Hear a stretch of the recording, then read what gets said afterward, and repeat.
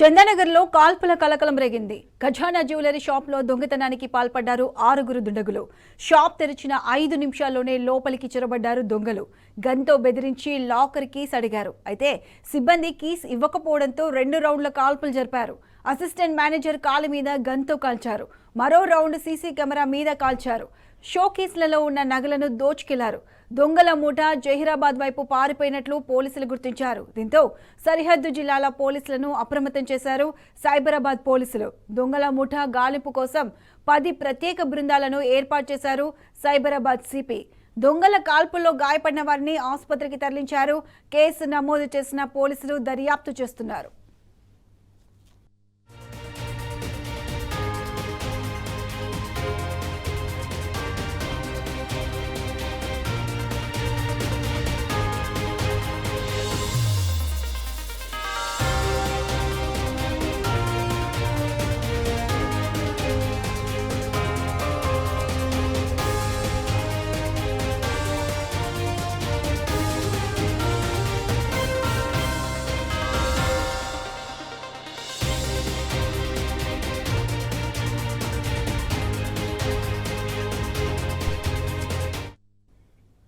ఇదే అంశానికి సంబంధించి పూర్తి అప్డేట్స్ మా క్రైమ్ బ్యూరో చీఫ్ భాస్కర్ అందిస్తారు.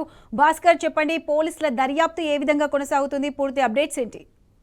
చందానగర్లో జరిగినటువంటి కాల్పులకు సంబంధించి 10 ప్రత్యేక బృందాలను ఏర్పాటు చేసినట్టుగా సైబరాబాద్ పోలీస్ కమిషనర్ అవినాష్ మాంజీ చెప్పారు. ఖజానా జ్యువెలర్స్ జరిగినటువంటి కాల్పులకు సంబంధించి 6 రౌండ్ల కాల్పులు జరిగినట్టుగా చెప్తా ఉన్నారు. ప్రత్యక్ష సాక్షుల కథనం ప్రకారం 6 నుంచి 7 మంది వ్యక్తులు దుండగులు ముఖం వరకు అంటే మూతి ముక్కు వరకు మాస్క్ ధరించి 2 షర్ట్స్ అంటే డబుల్ షర్ట్స్ వేసుకొని షూస్ అందరు కూడా బ్లాక్ షూస్ వేసుకొని వాళ్ళు వచ్చారు. షాపు తెరిచే కంటే ముందే ఒక వ్యక్తి అనుమానాస్పదంగా షాప్ దగ్గర తిరుగుతున్నాడు. రెగ్యులర్ గా ఎవరైనా వచ్చి ఉంటారు కాబట్టి అట్లాంటిది ఏమైనా ఉండొచ్చు అనేటువంటిది ఎక్స్పెక్ట్ చేశారు. కానీ ఇది ఇలా జరుగుతుంది అనుకుని నేను చెప్పారు. కానీ షాప్ తెరిచినటువంటి 5 నిమిషాల లోపల షాప్ ఓపెన్ చేసి 5 నిమిషాలు కూర్చొని రెగ్యులర్ గా జరిగేటువంటి మా మీటింగ్ ని కండక్ట్ చేస్తా ఉన్నాం. ఆ మీటింగ్ కండక్ట్ చేసేటువంటి సమయంలోనే ఒక్కసారిగా 6 నుంచి 7 మంది వ్యక్తులు మాస్కులు ధరించి చిన్న పిస్టల్ పట్టుకుని వచ్చి దాడికి పాల్పడ్డారు. దాంట్లో మేనేజర్ ని లాకర్ కీస్ ఎక్కడ ఉన్నాయో ఓపెన్ చేయాలని చెప్పారు. వాళ్ళు చూపించే లోపే ఆ మేనేజర్ సతీష్ పైన దాడి చేశారు. ఇటు డిప్యూటీ మేనేజర్ కాళ్ళ పైన కూడా దాడి చేశారు. అంతలోపే వాళ్ళ లోపలికి లాకర్ రూమ్ లో కూడా వెళ్ళొచ్చారని చెప్పారు. అయితే ఎంత మేరకు ఇప్పుడు లోపల ఉన్నటువంటి బంగారం కానీ ఇతర విలువైనటువంటి సామాగ్రి ఏదైనా పోయింది అనేటువంటిది తెలియాల్సిన అవసరం కనిపిస్తుంది. సైబరాబాద్ పోలీస్ కమిషనర్ మహంతి కొద్దిసేపటికి సంఘటన చేరుకున్నారు. ఆయన విచారణ కొనసాగిస్తారు. ఏది ఏమైనా నగరంలో ఇట్లాంటి ఇన్సిడెంట్ జరగడం చాలా బాధాకరమైనటువంటి విషయం. పోలీసుల రెగ్యులర్ నిఘా లేకపోవడం, పెట్రోలింగ్ రెగ్యులర్ గా జరగకపోవడంతో ఇట్లాంటి విషయం జరుగుతా ఉన్నాయి. ఇప్పుడు దాడి జరిగినటువంటి దుండగులు జహీరాబాద్ వైపు పారిపోయినట్టుగా చెప్తా ఉన్నారు. 10 ప్రత్యేక బృందాలను ఏర్పాటు చేస్తారు. దాడులకు పాల్పడుతున్నటువంటి ముఠాలు ఎవరై ఉంటారు, ఎందుకు ఇట్లాంటి వ్యవహారంలో చేస్తున్నటువంటి ఏ గ్యాంగ్ ఏంటి అనేటువంటిది పోలీసులు అంచనా వేస్తున్నారు. ప్రస్తుతానికి 10 బృందాలుగా వేస్తున్నటువంటి పోలీసులు జిల్లా అవుట్స్కట్స్ లో ఉన్నటువంటి పోలీసులను కూడా అలర్ట్ చేశారు. హైదరాబాద్ కు సైబరాబాద్ కు ఉన్నటువంటి ఏవైతే ప్రత్యేక టీమ్స్ ఉంటాయో ఆ టీమ్స్ ను కూడా అలర్ట్ చేశారు. ఎస్ఓటీతో పాటు టాస్క్ ఫోర్స్ ను కూడా అలర్ట్ చేశారు. పక్కన ఉన్నటువంటి రాచకొండతో పాటు ఇతర జిల్లా పోలీసులకు కూడా సమాచారం ఇచ్చారు. వాళ్ళు వచ్చినటువంటి వాహనాన్ని సంబంధించినటువంటి సమాచారాన్ని సేకరించి వాళ్ళందరికీ సమాచారం అందించారు. ఎందుకంటే చందానగర్ నుంచి పటాన్చేరు ఔటర్ రింగ్ రోడ్ హార్డ్లీగా 10 కిలోమీటర్లు ఉంటుంది. అక్కడికి చేరుకుని రింగ్ రోడ్ ఎక్కితే కొంత వాళ్ళని పట్టుకోవడం కూడా ఇబ్బందికరమైనటువంటి వ్యవహారం ఉంటుంది. దీనికి సంబంధించి ప్రస్తుతానికైతే పోలీసుల దర్యాప్తు కొనసాగుతా ఉంది. దర్యాప్తులో కీలక అంశాలు బయటకు వస్తున్నాయి. సీసీ కెమెరాలు నిర్వహించినటువంటి సందర్భంలో 2-3 రోజులుగా రెక్కి నిర్వహించుంటారు కాబట్టి ఆ 2-3 రోజుల సంబంధించిన స్పీడ్ ఏదైనా ఉందా అనేటువంటిది చూడాల్సిన అవసరం కనిపిస్తా ఉంది. ఒకవేళ వీళ్ళు వచ్చే కంటే ముందు సీసీ కెమెరాలో రికార్డ్ అయినటువంటి విజువల్స్ ఆధారంగా కూడా వాళ్ళని గుర్తించేటువంటి అవకాశం ఉంది. ఏది ఏమైనా ఇది కర్ణాటక సంబంధించినటువంటి గ్యాంగ్ అయ్యింది. ఎందుకంటే జహీరాబాద్ బీదర్ వైపు వెళ్ళినటువంటి గ్యాంగ్ గా అనుమానిస్తున్నారు కాబట్టి ఇది కర్ణాటక సంబంధించినటువంటి గ్యాంగ్ అయ్యింది అనుమానిస్తున్నారు. ఇటీవలి కాలంలో ఇట్లాంటి ఇన్సిడెంట్లు ఎక్కడా కూడా జరగలేదు. కొంత హైదరాబాద్ లో చాలా ప్రశాంతమైనటువంటి వాతావరణం కొనసాగుతున్న సందర్భంలో ఒక్కసారిగా దుండగులు ఇట్లాంటి వ్యవహారాన్ని చూపించడం అంతా పోలీసులు దీన్ని ఎక్కువగా దీనిపైన నిఘా పెట్టకపోవడంతో ఇట్లాంటివి జరుగుతూ ఉన్నాయి. ఎప్పటికప్పుడు రెగ్యులర్ గా పెట్రోలింగ్ చేయడం కావచ్చు, వాళ్ళందరికి సంబంధించినటువంటి వ్యవహారాన్ని కనుక్కోవడం కావచ్చు, పోలీసులు చేయలేకపోతున్నారు. గతంలో ఇంటర్సెప్టర్ వెహికల్స్ ఉండేవి వాళ్ళ దగ్గర. ఇంటర్సెప్టర్ వెహికల్స్ ముఖ్యమంత్రిగా కేసీఆర్ తెలంగాణ ఏర్పడిన తర్వాత మొదటిసారి ముఖ్యమంత్రి అయిన సందర్భంలో ఆ ఇంటర్సెప్టర్ వెహికల్స్ ను ప్రధాన కూడళ్ల దగ్గర హైదరాబాద్ నడిబొడ్డున నుంచి సిటీ అవుట్స్కట్స్ వరకు ఇంటర్సెప్టర్ వెహికల్స్ పెట్టారు. కానీ రేవంత్ రెడ్డి ముఖ్యమంత్రి అయిన తర్వాత, కాంగ్రెస్ ప్రభుత్వం వచ్చిన తర్వాత ఇంటర్సెప్టర్ వెహికల్స్ అన్నింటినీ కూడా డిస్ట్రాయ్ చేసి వాటందరినీ రెగ్యులర్ సేవలకు వాడుతా ఉన్నారు. దీంతో ఇంటర్సెప్టర్ ఉంటే ఇట్లాంటి ప్రమాదాలు జరగకపోయి ఉండేటువంటి అవకాశం చాలా వరకు కనబడుతోంది. వాళ్ళకి సమాచారం ఇచ్చినటువంటి నేపథ్యంలో ఇంటర్సెప్టర్ లో ఉన్నటువంటి వెహికల్ లో ఉండేటువంటి అధికారులు 2 వెపన్స్ ను క్యారీ చేస్తూ ఇద్దరు కానిస్టేబుల్, అదేవిధంగా మరో 2 జవాన్లు కూడా ఉండేవారు. కానీ అట్లాంటి వ్యవస్థను పూర్తిగా డిస్ట్రాయ్ చేయడం, రెగ్యులర్ గా పెట్రోలింగ్ లేకపోవడం, ప్రత్యేకమైనటువంటి ఏర్పాట్లు ఏమి లేకపోవడంతోనే ఇట్లాంటి వ్యవహారం కొనసాగుతుంది. ప్రత్యక్ష సాక్షి ఖజానా జ్యువెలర్స్ ఎగ్జిక్యూటివ్ సులేమాన్ చెప్పినటువంటి మాటల ప్రకారం ఉదయం 10:30 షాప్ ఓపెన్ చేయగానే ఒకసారి 6 నుంచి 7 మంది చొరబడ్డారు. షాప్ లో ఉన్న వాళ్ళందరం భయభ్రాంతులకు గురయ్యాం. మేనేజర్ పై కాల్చి దొరికారు. మేనేజర్ తొడలోకి బుల్లెట్ వెళ్ళింది. హాస్పిటల్ షిఫ్ట్ చేశాం. దొంగలు సిల్వర్ తీసుకెళ్లారనేటువంటిది ఆయన చెప్తా ఉన్నారు. ఇంకా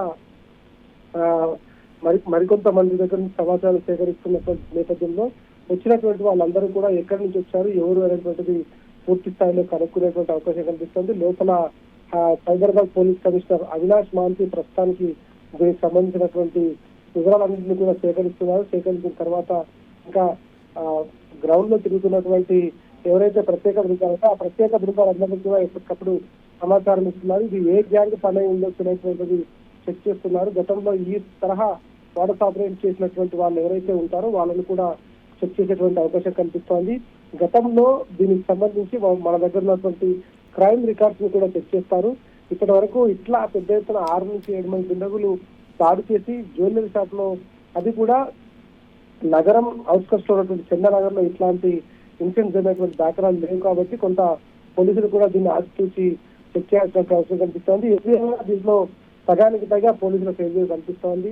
ఎందుకంటే గతంలో ఎప్పుడు కూడా ఇట్లాంటి జరగలేదు. ఇట్లాంటి చేయాలంటే కూడా ఇంటర్సెప్టర్ లో ఉన్నటువంటి పోలీసులు ఉండడం, ఎప్పటికప్పుడు రాత్రి కూడా పెట్రోలింగ్ చేయడం, డేలో కూడా ఎప్పటికప్పుడు ఇంటర్సెప్టర్ వెహికల్స్ ఉండటం, ఇవన్నీ కూడా కొంత అనుమానాలు ఉన్నటువంటి వ్యక్తులను అదుపులో తీసుకోవడం జరిగేది. కానీ ఇప్పుడు మాత్రం అట్లాంటివి ఏమీ లేకుండా పోలీసులు కొంత ఈ విధులను కొంత బేఖాతరు చేస్తున్నటువంటి నేపథ్యంలో ఇట్లాంటివి పెద్ద ఎత్తున జరుగుతున్నటువంటి పరిస్థితి కనిపిస్తోంది.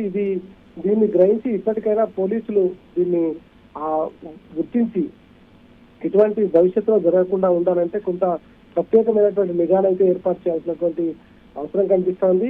ప్రస్తుతానికైతే 10 బృందాలుగా ఏర్పడినటువంటి పోలీసులు వీటికి సంబంధించినటువంటి వివరాలను తీసుకొని అక్కడ రికార్డ్ అయినటువంటి సీసీ కెమెరాల విజువల్స్ తీసుకొని పూర్తిగా వాళ్ళు 10 బృందాలు అయితే రంగంలో దిగాయి. మరి కాసేపట్లో దీనిపైన క్లారిటీ వచ్చే అవకాశం కనిపిస్తుంది. ఎందుకంటే ఓఆర్ఆర్ ఎంట్రీ ఎగ్జిట్ దగ్గర అన్ని దగ్గర కెమెరాలు ఉంటాయి.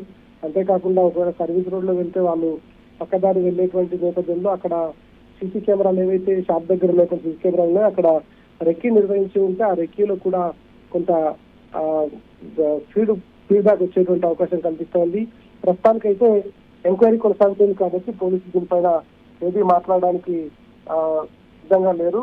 ఏది ఏమైనా ఇట్లాంటి దురదృష్టమైన సంఘటన హైదరాబాద్ లో జరగడం, అది కూడా ఇన్ని రోజులుగా సేఫ్ అండ్ సెక్యూరిటీగా ఉన్నటువంటి స్థితిలో జరగడం, ఇది పెద్ద ఆశించదగ్గటువంటి విషయం కాదు. పోలీసులు దీన్ని గుర్తించుకొని ఎటువంటి భవిష్యత్తులో జరగకుండా ఈ ఇష్యూలో చాలా సీరియస్ గా ముందుకు వెళ్ళాల్సినటువంటి అవసరం కనిపిస్తోంది. ఎందుకంటే ఒక్కసారిగా 6 నుంచి 7 దుండగులు కాల్పులో తెగబడడంతో చుట్టుపక్కల ఉన్నటువంటి వాళ్ళంతా కూడా భయభ్రాంతులకు గురైనటువంటి పరిస్థితి కనిపిస్తోంది. ప్రస్తుతానికి హైదరాబాద్ లో జరిగినటువంటి ఖజానా జ్యువెలర్స్ బంగారం షాప్ లో జరిగినటువంటి కాల్పుల కలకలంలో 7 పాల్గొన్నట్టుగా ప్రాథమిక సమాచారం అందుతుంది. బంగారం రేటు ఆకాశాలు అందడంతో పాటు ఎక్కడికక్కడ ఈ సామాన్ని కూడా కురలేనటువంటి స్థాయిలో ఎగబాకటం, దుండగులు షాప్ ను దాడి చేస్తే ఖచ్చితంగా దాంట్లో ఎంతో కొంత లాభం ఉంటుందన్నటువంటి నేపథ్యం దాడి చేశారు. కానీ సిల్వర్ మాత్రం ఎత్తుకెళ్ళినట్టుగా ప్రత్యేక సాక్షి సులేమాన్ చెప్తున్నటువంటి నేపథ్యంలో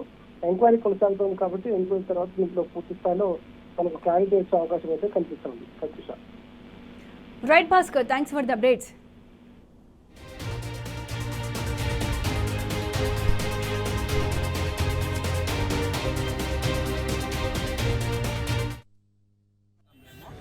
మీటింగ్ చెప్పుకుంటున్నాము. ముఖ్యంగా డే సేల్ ఎలా జరిగింది, ఏం జరిగింది విషయం గురించి డిస్కస్ చేసుకుంటున్నాము.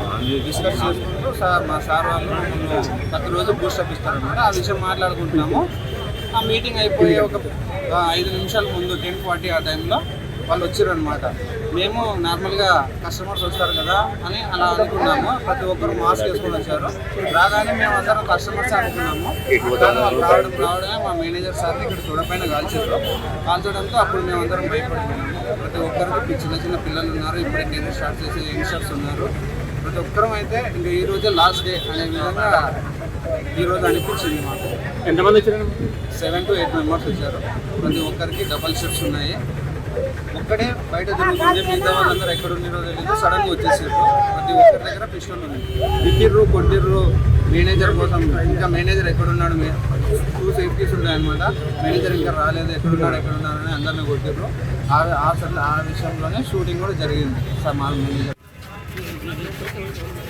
పూర్తి స్థాయిగా సీసీ కెమెరాలో దృశ్యాలు రికార్డ్ అయిన నేపథ్యంలో అంతర్రాష్ట్ర